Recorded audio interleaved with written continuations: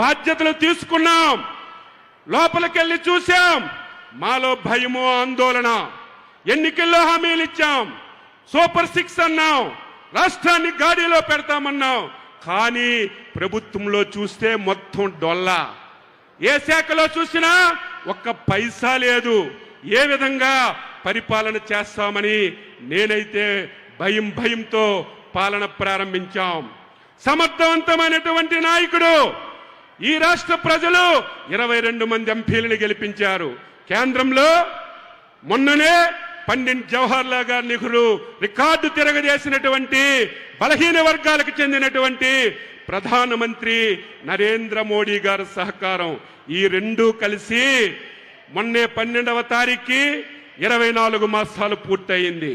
ఈ 24 మాసాల్లో మీరు, నేను ఎవ్వరం ఊహించలేదు. ఎన్నికల్లో ఇచ్చినటువంటి సూపర్ 6 సూపర్ హిట్ చేశాం.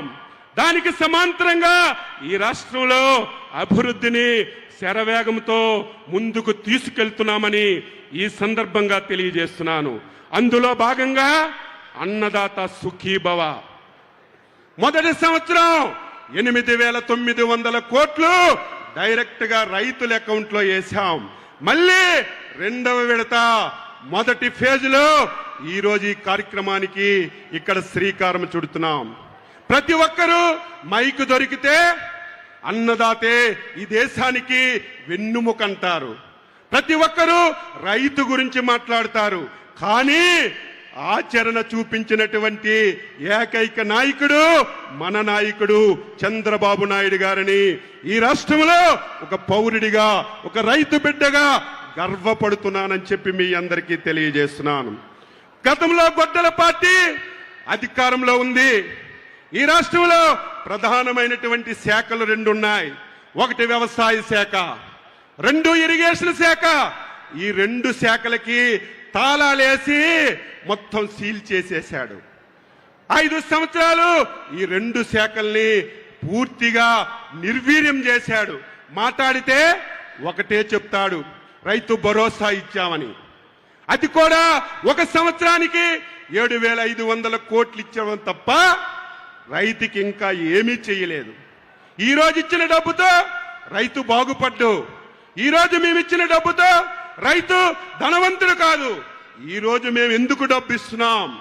మీరు వ్యవసాయం చేసుకోవడానికి, మీకు ఉడతా భక్తిగా ఆర్థిక సహాయం చేస్తున్నాం తప్ప ఈ డబ్బుతోనే రైతు బాగుపడతాడని ఎవరైనా ఆలోచిస్తే అది తప్పు. గతంలో గొడ్డల పార్టీ అధ్యక్షుడు ఆ డబ్బే తప్ప అన్ని కార్యక్రమాల్ని సున్నా చుట్టాడు. మళ్ళీ చంద్రబాబు నాయకత్వంలో అన్ని వ్యవస్థల్ని మళ్ళీ గాడిలో పెట్టాం. భూసార పరిరక్షణ, మళ్ళీ స్ప్రింక్లర్లు, డ్రిప్పులు, వ్యవసాయ యాంత్రీకరణ, డ్రోన్లు ఏవైతే గతంలో ఆగిపోయాయో అవన్నీ ఈ 2 సంవత్సరాల్లో మళ్ళీ ప్రారంభించి ముందుకు తీసుకెళ్తున్నాం. అయినా సరే వ్యవసాయం చాలా కష్టంగా ఉంది. అనేక కష్టాలు వస్తున్నాయి. దానికి కారణం మనతో పాటుగా దేశంలో ప్రదేశాల్లో వస్తున్నటువంటి పరిస్థితుల వల్ల చాలా కష్టాలున్నాయి. అందుకే రైతులు గుడ్డిగా వ్యవసాయం చేస్తే, ఏదో మా తాతలు పూర్వీకులు ఈ విధంగా వ్యవసాయం చేశారు, నేను కూడా అదే విధంగా వ్యవసాయం చేస్తానంటే మనకి నష్టాలు తప్ప లాభాలు జరగవని చెప్పి తెలియజేస్తున్నాను. ప్రభుత్వం చెప్పిన విధంగా, శాస్త్రవేత్తలు చెప్పిన విధంగా టెక్నాలజీని ఉపయోగించుకొని వ్యవసాయం చేస్తే దానికి తోడుగా మన నాయకుడు చంద్రబాబు నాయుడు గారు ఉన్నారు. మళ్ళీ వ్యవసాయాన్ని లాభదాటిగా తీసుకొచ్చి మీ అందరికీ మేలు చేయాలని చెప్పి చంద్రబాబు నాయుడు ఆధ్వర్యంలో పనిచేస్తున్నాం. చాలా కష్టాలు వచ్చాయి. గత సంవత్సరం మీ ప్రాంతంలో పొగాకు ఎవరు కొనేవాళ్ళు కాదు. 300 కోట్లు పెట్టి పొగాకు కొన్నాం. కోకోకి ధర లేకపోతే కోకో కొన్నాం. ఉల్లిపాయలు తడిచిపోయి ఎవరూ పట్టించుకుపోతే ఉల్లిపాయలు కొన్నాం. మళ్ళీ ఈ సంవత్సరం చాలా సమస్యలు వచ్చాయి. మళ్ళీ పొగాకు ధర పడిపోయింది. నిన్న లేదు మొన్న ఒక ముఖ్యమంత్రి గారు 4 గంటల సేపు పారిశ్రామికవేత్తల్ని, రైతుల్ని ప్రతి ఒక్కరిని పిలిచి ఎట్టి పరిస్థితుల్లో ఈ సంవత్సరం పొగాకు కొనాలని స్పష్టమైన ఆదేశాలు ఇచ్చారు. ఈ రోజు అదే విధంగా చిత్తూరు జిల్లాలో తోతాపురం మామిడికి ధర తగ్గిపోతే ఎవరు ఊహించలేదు. కేజీకి 4 రూపాయలు ఇచ్చి రైతులకు ఆదుకున్నటువంటి ప్రభుత్వం మన ప్రభుత్వం, చంద్రబాబు నాయుడు గారి ప్రభుత్వం అని ఈ సందర్భంగా మీ అందరికీ తెలియజేస్తున్నాను. మీరు కూడా వ్యవసాయాన్ని శాస్త్రవేత్తలు చెప్పినట్టుగా వినాలి. ఈ మధ్యన ఒక యాప్ పెట్టాం, యూరియా డిఏపి.